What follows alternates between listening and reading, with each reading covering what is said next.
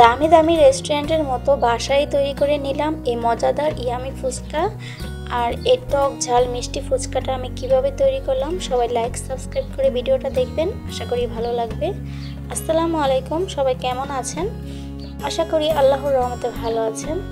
এই তো আমি কিন্তু বাসায় রেস্টুরেন্ট স্টাইলে কিন্তু বানিয়ে নিচ্ছি। আর এখন হচ্ছে কাঁচা ফুচকাগুলোকে আমি সুন্দর করে আগে ভেজে নিব। তো সুন্দর করে লাল লাল করে ভেজে নেওয়ার পরে কিন্তু আমি এগুলোকে তুলে নিব। আর কিছুক্ষণ রাখার পরে কিন্তু একদম মুচমুচে হয়ে যাবে ফুচকাগুলো। অনেক দিনের জন্য কিন্তু সংরক্ষণ করে রাখা যাবে। ঠান্ডা হলে একটা কন্টেনারের মধ্যে ভরে তারপরে কিন্তু অনেক দিন পর্যন্ত ভালো থাকবে। আর যাই হোক, আমি বেশি দিনের জন্য একবারে সবগুলোকে ভেজে নিয়েছি। আর এখন হচ্ছে ঘুগনিটাও বানানো হয়ে গেছে। তো এখানে হচ্ছে সব উপকরণ নিয়ে নিয়েছি। তো ডিম সিদ্ধ করে কেটে নিয়েছি, সাথে হচ্ছে চিনি, তেঁতুল, ঘুগনি, শুকনো মরিচের গুঁড়া। তো আপনারা যেরকম ঝাল খেতে পছন্দ করেন তেমন দিয়ে দিবেন। তো আমরা আসলে আমার দুই মেয়েকে নিয়ে খাবো, মেয়েরা তো আসলে ঝাল খেতে পারে না, তার জন্য মরিচের পরিমাণটা একদম কমিয়ে দিয়েছি।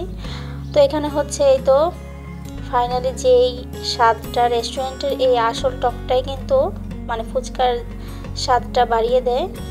তো এই তেঁতুলের টকের মধ্যে আমি কিন্তু চাট মশলা, চিনি আর হচ্ছে মরিচের গুঁড়া দিয়ে দিয়েছি। আর যারা ঝাল বেশি খেতে পছন্দ করেন কাঁচামরিচ ইউজ করতে পারেন। আর এখানে হচ্ছে অল্প মরিচের গুঁড়া দিয়ে তারপরে কিন্তু আমি এখানে চাট মশলা, চটপটির মশলা আর হচ্ছে ঘুগনি, লবণ দিয়ে ভালো করে মিক্স করে নিব। আর টকের মধ্যে একটু লেবু দিয়ে দিব, টকটা কিন্তু ফ্লেভারটা খুব ভালো আসবে। তো আমার এই টকটা কিন্তু একদম পুরোপুরি রেডি হয়ে গেছে। এখন হচ্ছে কাঁচামরিচ, ধনিয়া পাতা, তারপরে হচ্ছে পেঁয়াজ কুচি, এগুলো দিয়ে ঘুগনিটাকে মাখিয়ে নিব। হালকা একটু শুকনো মরিচের গুঁড়া দিয়েছি। আর চটপটির মশলাটা ব্যবহার করলে কিন্তু এটার ফ্লেভারটা ভালো আসে।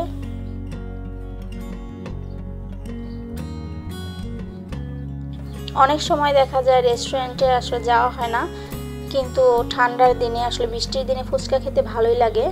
তো আজকে বাসায় আসলে বাইরে বৃষ্টি হচ্ছিল, তার কারণে কিন্তু আমরা এই আয়োজনটা করে নিয়েছি। রেস্টুরেন্টে যাওয়া হয় না তো কি হয়েছে, তো দেখেন ফুচকাগুলো এত মুচমুচে হয়েছে যে ভাঙার আগেই কিন্তু ভেঙে গেছে।